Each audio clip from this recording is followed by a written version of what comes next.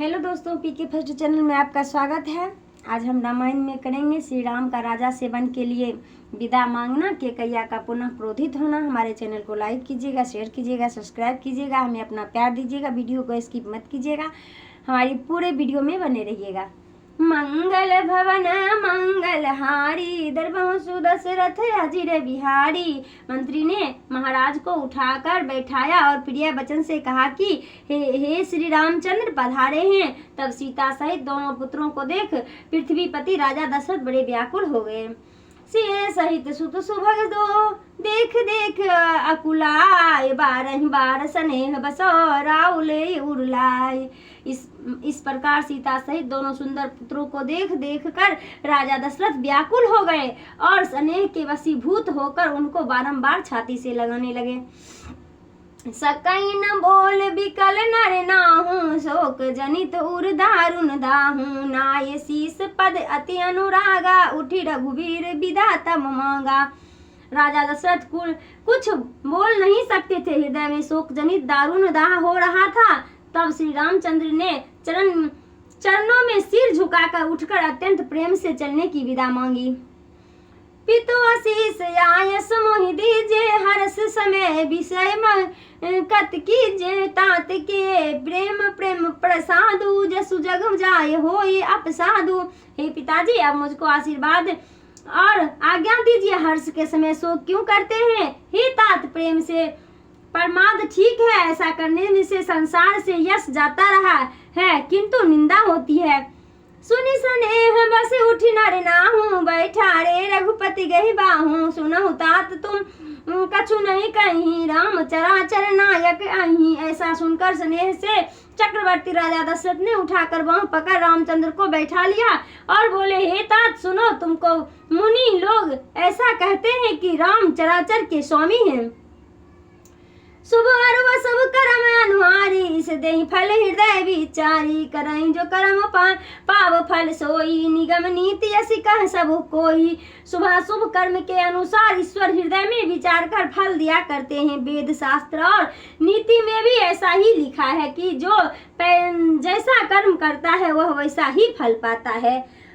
और करे अपराध को और पाँव फल भोग, अति विचित्र भगवंत गति को जग जाने जोग। परंतु हे तात, यह बड़ा आश्चर्य है कि अपराध तो और कोई करे और अन्य कोई फल भोगे। भगवान की यह गति बड़ी विचित्र है जो किसी को ध्यान से नहीं आ सकता। राय राम राखन हित लागे, बहुत उपाय किए छल त्यागे। लखी राम रुख रहत न जाने, धर्म धुरंधर धीर सन सयाने। इस प्रकार राजा दशरथ ने लक्ष्मण और राम को रखने के लिए निष्कपट होकर कोई उपाय किए, परंतु राम का रुख रहने का ना पाया, क्योंकि राम बड़े धर्म धुरंधर और सुजान थे। तब निरपसिए लाए उरलिन्ना, अतिहित बहुत भांति सिख दिन।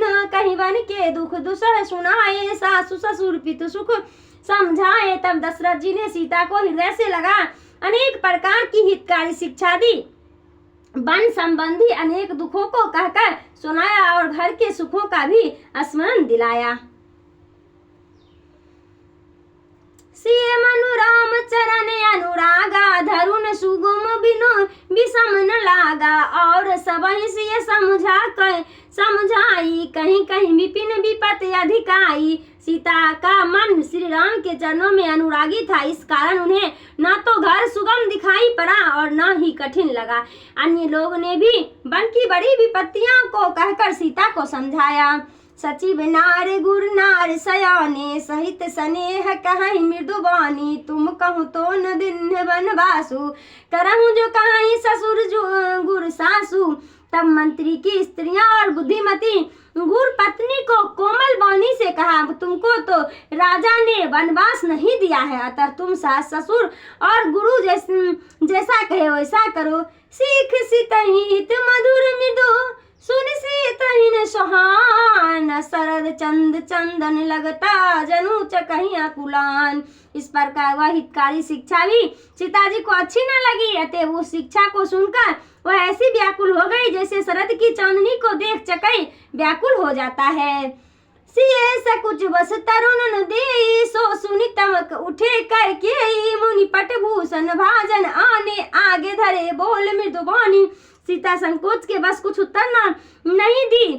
तब यह सुन के कई क्रोधित हो गई। वह शीघ्र ये मुनियों से वस्त्र भूषण और पात्र आदि लाकर आगे रखकर मीठी वाणी में बोली, निर्पहि प्राण प्रिय तुम रघुवीरा शील स्नेह न छाड़ई। वीरा सुकृत सुजस परलोक नसाऊं तुम ही जान सब कहे न काऊं।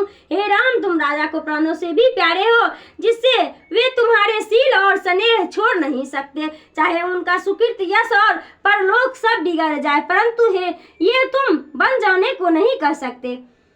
अस विचार सोई करम जो भावा राम जनन सिख सुनि सुख पावा। भूपहि बचन बनवास लगे करहिन प्राण प्यान अभागे। ऐसा विचार कर तुम्हें जो अच्छा लगे सो करो ही। ये वचन राजा को वन के समान लगे। वे सोचने लगे अब भी ये अभागे प्राण देह को छोड़कर नहीं निकलते हैं। लोग बिकल मूर्छित नर नाहु काह कहूँ कछु समझ न काहू। राम तरत मुनि वेश बनाए चले जनक जननी सिर नाए। क्यों क्या करें, किसी को कुछ नहीं सूझता। राजा शोक से विकल हो मूर्छित हो गए। श्री रामचंद्र जी तुरंत मुनि का वेश बनाकर माता पिता को सिर नवा वहां से चल पड़े। सजीवन साझ समाज सबो बिनता बंधु समेत। बंद विप्र गुरु चरण प्रभु चले करी सब ही अचेत। इस प्रकार वन का समाज सजा। श्री रामचंद्र जी सीता और लक्ष्मण जी के साथ गुरु और ब्राह्मण के चरणों में प्रणाम कर तथा सबको अचेत कर अयोध्या से चल पड़े। निकसी वशिष्ठ द्वार भय ठाढ़े देख लोग बिरह दब ठाढ़े। कढ़ी प्रिय वचन सकल समुझाए विप्र वृंद रघुवीर बुलाए। राजमहल से निकलकर श्री रामचंद्र जी वशिष्ठ जी के दरवाजे पर खड़े हुए और देखा कि सब लोग विरह की अग्नि में जल रहे हैं। तब उन्होंने प्रिय वचन कहकर सबको समझाया। फिर श्री रामचंद्र जी ने ब्राह्मणों की मंडली को बुलाया। गुरसन कहीं बरसासन दिन्ने आदर दान विनय बस किन्ने। जाचक दान मान संतोषे मीत पुनीत प्रेम परतोषे। गुरु वशिष्ठ ने से कहकर सादर विनय पूर्वक उन्हें वर्ष भर के लिए भोजन दिलाया और भिखारियों को भी दान मान से संतुष्ट कर पवित्र प्रीत और नीत से सबको संतुष्ट किया। दासी दास बोलाए बहोरे गुरहि सौंप बोल कर जोरे। सबके सार संभार गोसाई कवहि जनौ जननी की नाई। फिर दास और दासी को बुलाकर गुरु को सौंप दिया और हाथ जोड़कर गुरु से कहा, हे स्वामी, जैसे माता पिता अपनी संतान की सार संभाल सकते हैं वैसे ही आप इनका भार संभाल करना। बारही बार जोर जुग पानी कहते राम सब सन मृदुबानी। सोई सब भांत मोरे हितकारे जैन रहे सुभार सुखारे। श्री रामचंद्र जी बार बार हाथ जोड़ सबसे मीठी वाणी से कहने लगे, हे भाई, वही सब प्रकार से मेरा हितकारी है, इससे राजा सुखी रहे।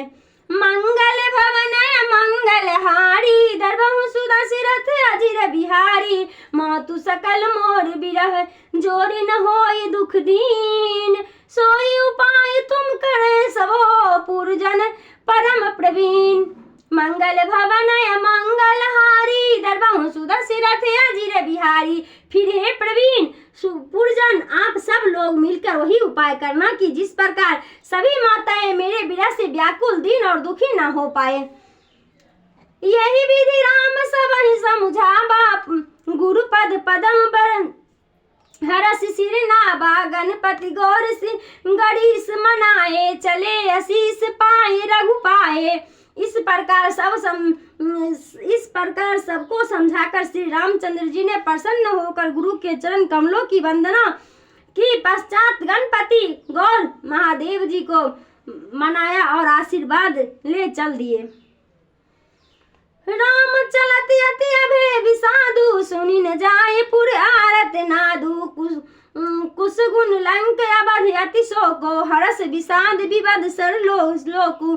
श्री रामचंद्र जी के चलते ही बड़ा दुख छा गया। नगर के लोगों का अंतर्नाद सुना नहीं जा सकता था। लंका में अपशकुन और अयोध्या में बड़ा शोक हुआ। स्वर्ग में हर्ष और शोक दोनों छा गया।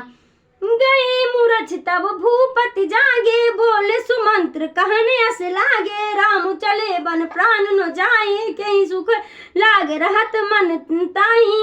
उसी समय दशरथ जी मूर्छा से आगे हो सुमंत्र को बुलाकर कहने लगे, हे राम के वन में जाने पर भी ये प्राण नहीं निकले तो अब ये किस मुख से सुख के लिए शरीर में पड़े हैं।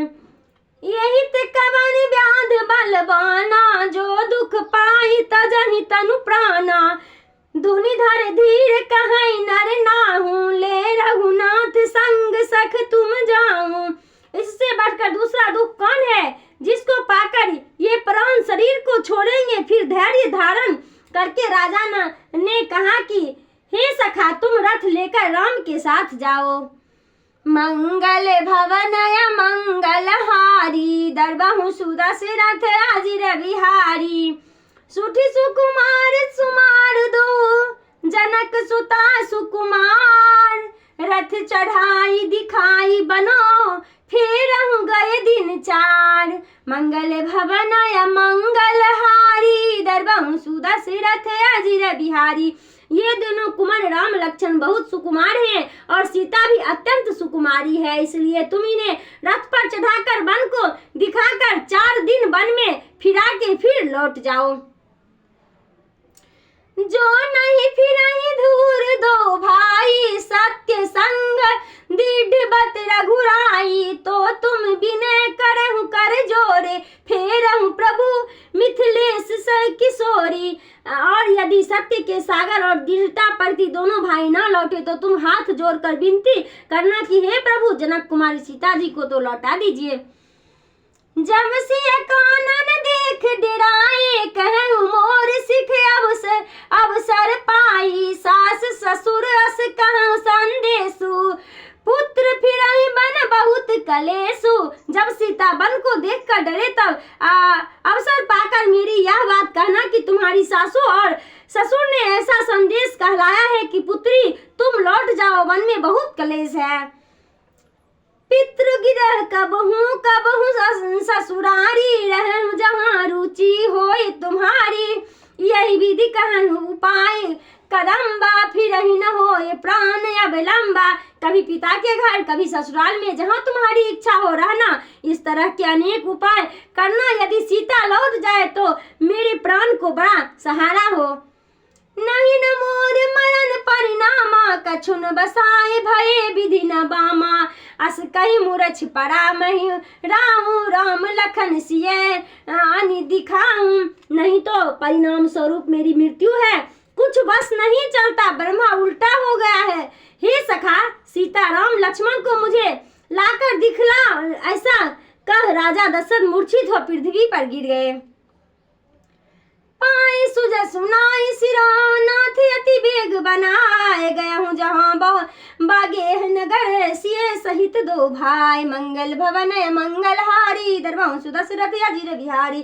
तब सुमंत्र निप वचन सुनाए, करी बिनती रथ राम चढ़ाए। चढ़ी रथ से शीस सहित 2 भाई, चले हृदय अवधि सिर नाई। तब श्री रामचंद्र जी के निकट पहुंच सुमंत्र ने राजा के वचन सुनाए और विनती करके राम को रथ पर चढ़ाया। सीता सहित दोनों भाई रथ पर चढ़ हृदय में अवध को प्रणाम कर चल दिए। चलत राम लखे अवध अनाथा, बिखल लोग सब लागे साथा। कृपा सिंध बहु विधि समुझावहि, फिरहि प्रेम बस पुनि फिर पावहि। राम के जाते ही अयोध्या अनाथ हो गई और सब लोग व्याकुल हो राम के साथ जाने लगे। कृपा सिंधु राम उन्हें अनेक प्रकार से समझाते हैं, सो पीछे फिरते भी हैं, पर प्रेम बस फिर दौड़ आते हैं।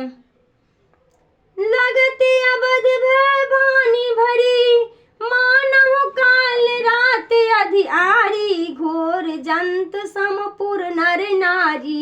दर्पहि एक एक निहारी, मंगल भवन मंगल हारी, दर्पहु सुदशरथ अजिर बिहारी। श्री राम जय